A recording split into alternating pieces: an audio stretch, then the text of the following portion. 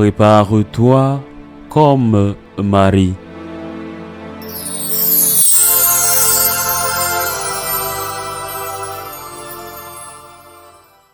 En ce temps-là, comme Jésus était entré à Capharnaüm, un centurion s'approcha de lui et le supplia. « Seigneur, mon serviteur est couché à la maison, paralysé, et il souffre terriblement. » Jésus lui dit, « Je vais aller moi-même le guérir. » Le centurion reprit, « Seigneur, je ne suis pas digne que tu entres sous mon toit, mais dis seulement une parole et mon serviteur sera guéri. Moi-même, qui suis soumis à une autorité, j'ai des soldats sous mes ordres. À l'un je dis, va et il va, à l'autre, viens et il vient. Et à mon esclave, fais ceci et il le fait. » À ces mots, Jésus fut dans l'admiration et dit à ceux qui le suivaient, « Amen, je vous le déclare, chez personne en Israël, je n'ai trouvé une telle foi. Aussi, je vous le dis,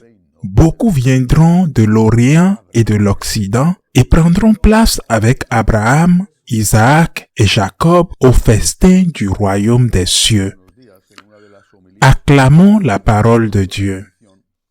Je commentais il y a quelques jours dans l'une des homélies une phrase qui a retenu mon attention et qu'un de mes amis cardinaux m'a dit. Il m'avait dit, avant, nous nous considérions tous comme pécheurs et nous croyions et disions que l'Église est sainte, catholique et apostolique. Nous étions tous conscients de nos péchés, mais l'Église était sainte. Aujourd'hui, beaucoup, au moins, pensent qu'ils ne pêchent jamais et pour cette raison, ils changent de morale, mais ils considèrent que l'Église est pécheresse. Et cela, cette phrase, qui a beaucoup de substance, beaucoup de contenu sur lequel nous devrions réfléchir, cela se voit clairement à propos de l'Eucharistie. Il existe un droit à l'Eucharistie. Il est vrai qu'un catholique, dans la grâce de Dieu, a droit à l'Eucharistie. Mais je ne parle pas de ce droit. Je fais référence à un prétendu ou supposé droit à l'Eucharistie qui ferait baptiser tout le monde et même, comme nous avons vu avec scandale, en de rares occasions, certains non baptisés comme catholiques. Je pense, par exemple, à l'époque où le président américain Clinton recevait la communion. Savait-il qui il était? Savait-il ce qu'est la communion? Ce n'est pas un inconnu. Il a assisté à une liturgie catholique.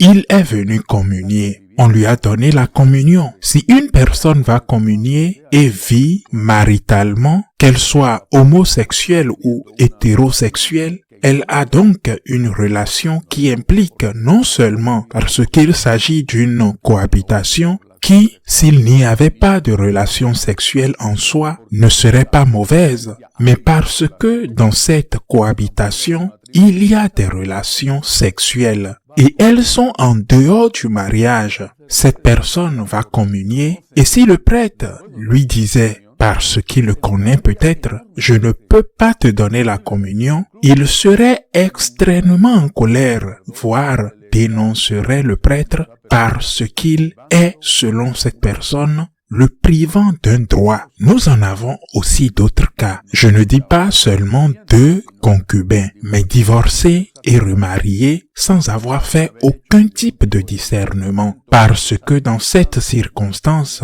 non divorcés, remariés, ils veulent communier. Ils s'approchent de la table sainte, mais le prêtre leur dit, « Vous ne pouvez pas communier, vous ne pouvez pas le faire. » Nous avons plusieurs autres cas. Quelqu'un qui est marié, mais qui ne pratique pas, qui ne va pas à l'église, mais à une occasion, à cette occasion, parce que c'est un enterrement, parce que c'est la première communion de son enfant ou d'un enfant du voisin, pour une raison quelconque, ce jour-là, il veut communier. Et il est à cette messe, il n'y va jamais, mais il est à cette messe ce jour-là. Il veut communier, il va communier. Le prêtre ne le sait peut-être pas, il lui donne la communion. Nous ne savons pas avant de donner la communion qui est en grâce et qui ne l'est pas. Mais si le prêtre au préalable avait été prévenu par les parents, lorsque par exemple leur enfant veut faire la première communion ou lors d'un enterrement, si les parents nous préviennent le prêtre en disant « S'il vous plaît, ne laissez pas ceux qui n'y sont pas préparés, ceux qui ne sont pas dans la grâce venir à la table sainte pour communier », cette personne se mettrait très en colère. Il existe un prétendu droit à la communion, le seul qui, dans l'état actuel des choses, semble n'avoir aucun droit est notre Seigneur Jésus-Christ. Comme c'est le cas pour beaucoup, le Christ est le seul dans l'Église catholique qui n'a aucun droit. Notre Seigneur n'a pas le droit de dire « Si vous n'êtes pas en paix avec votre prochain, ne communiez pas. Mais s'il y a de la paix avec votre prochain, communiez. Ou si vous m'avez offensé, vous ne pouvez pas communier. » Notre Seigneur n'a pas le droit de le dire, puisqu'il est le seul aujourd'hui qui n'a pas des droits. Et c'est dommage. Pour les hommes,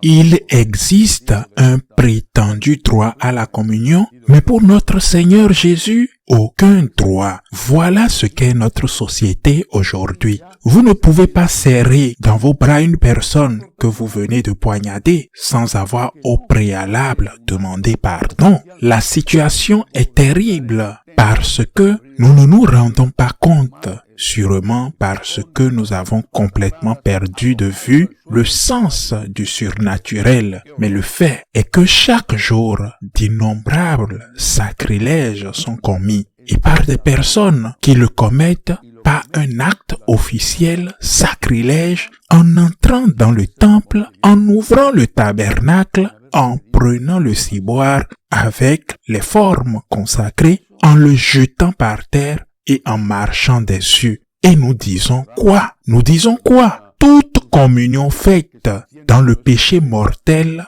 est un sacrilège et est commise par des personnes qui communient sans avoir été réconciliées avec Dieu, sans l'avoir demandé pardon, sans avoir demandé pardon au Seigneur. Et cela bien souvent, nous les prêtres l'ignorons. Il n'y a pas de petite lumière qui s'allume dans notre tête quand nous sommes dans la grâce et rouge quand nous sommes dans le péché. Mais il faut reconnaître que d'autres fois, ce sont les prêtres eux-mêmes qui doivent défendre avec leur vie l'Eucharistie. Ce sont les prêtres eux-mêmes qui la promeuvent, trompant également les gens en leur disant « Venez communier, il ne se passera rien ».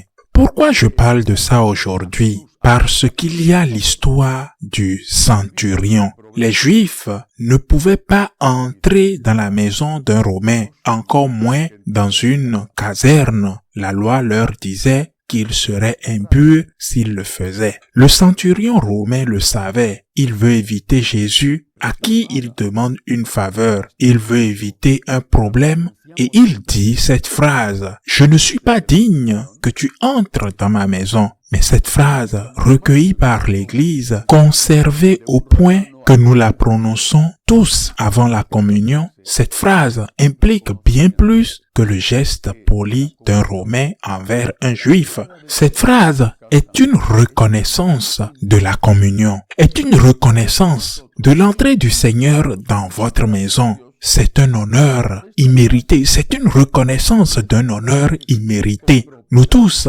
même lorsque nous sommes dans la grâce de Dieu, disons cette phrase, et c'est une phrase qui est dite correctement avec vérité. « Seigneur, je ne suis pas digne que tu entres dans ma maison. » Cette même phrase, ne l'a-t-elle pas dit Sainte Élisabeth le jour que la Vierge Marie est venue lui rendre visite? Sainte Élisabeth n'a-t-elle pas exclamé avec gratitude et surprise cette venue? Comment se fait-il que la mère de mon Seigneur vienne jusqu'à moi? Nous n'en sommes pas dignes. Le Seigneur nous rend dignes par son amour miséricordieux. Quand il peut nous rendre dignes, c'est-à-dire quand nous sommes dans la grâce de Dieu, nous sommes dignes. Certains disent que la communion est un viatique pour le pécheur. Et c'est vrai, mais être pécheur n'est pas la même chose qu'être dans le péché. Ce n'est pas la même chose. Nous sommes tous pécheurs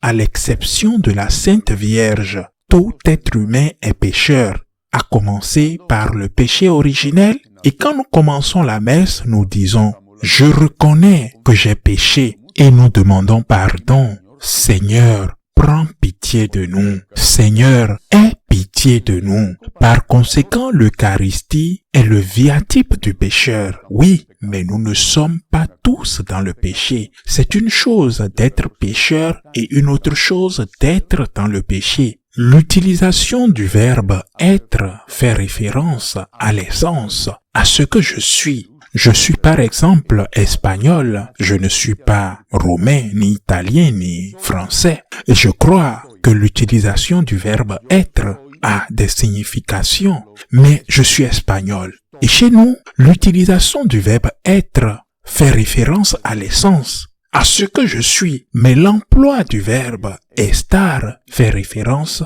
à la circonstance.